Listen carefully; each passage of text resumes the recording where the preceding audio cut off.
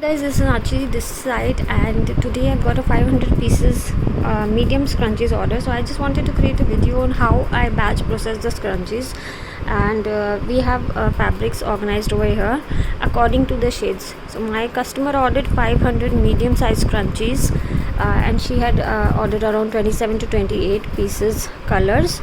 So I'll be doing the cutting part, and then I'll hand over the scrunchies to my workers who are going to stitch it. I don't do the stitching part because there are a lot of orders pouring in daily, and I have to do the managing and the dispatch part. So I have kept 3 workers with me. They do the stitching part, and I do the final check and dispatch. Sometimes even the workers do the quality check and everything, but the parcel dispatching part, most of the time I do that. So here you can see there are a number of fabrics over here.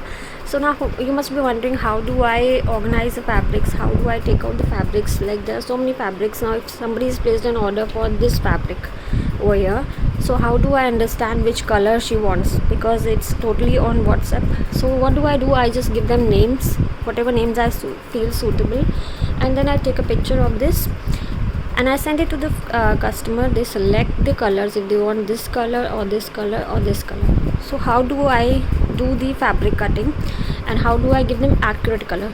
Here's the trick. I just pile them up according to the shades, and whenever I have to cut a fabric, for example if I have to cut this fabric, I keep out this top pile, I take it out, keep it upside down, not the way it is. I keep it upside down, I cut this fabric, and then I keep the pile back the same way it is, and accurately and exactly in the same place as it was before, so that I don't make mistakes in giving the colors. So I don't go with all the colors at a time. I go with one color one time, and then I go to the next pile. So it makes it easy for me to keep the colors exactly back where they were, so it doesn't mess up the order, and the client also gets the exact colors. And if there's slight difference in colors, then I show them the colors, that this is the color that I'm cutting for you. If you're willing to take this, then okay. Then if you don't want, then you can change the color, because due to lighting the colors sometimes they vary. So this is how I achieve accuracy in most of my orders. So today I'm going to cut around 27 to 28 colors. It takes around 4 to 5 days, because I'm very quick in cutting. Sometimes it takes even a day, and processing 500 pieces scrunchies will take around 4 to 5 days depending on situations. Maybe we can process it in 3 to 4 days, but there are unforeseen situations like the machines breaking down and the workers don't come. So there are a variety of factors that can affect that. Plus we have some fabric which is already cut here. Since we make scrunchies on daily basis, so we have previously cut fabric. So I'll be tallying this with the lot over here. If somebody has ordered this same color, it's already cut, I'll not do the hard work again.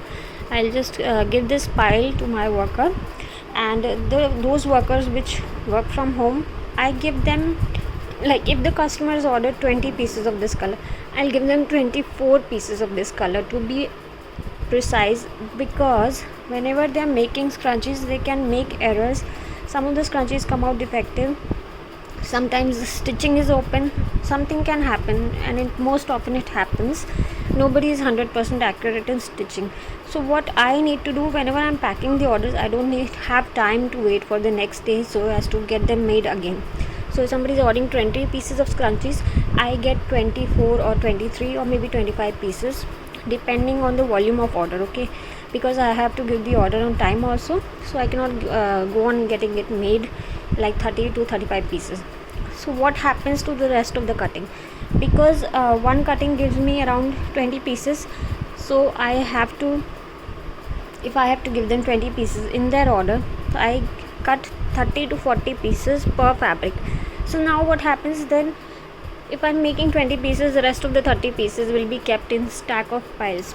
That is why I have 3 workers. I give one of the workers the order work, or maybe 2 workers the order work. Third worker is a spare worker. She will stitch up all the remaining pieces, so that we don't have pile of fabric sitting here at my place.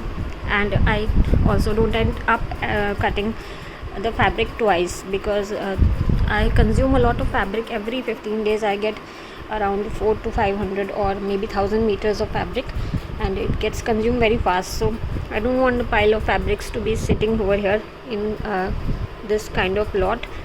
So to minimize that, I give the third worker rest of the scrunchies which are not supposed to be sent to the order for ready to dispatch stock, which is sent to other customers or resellers.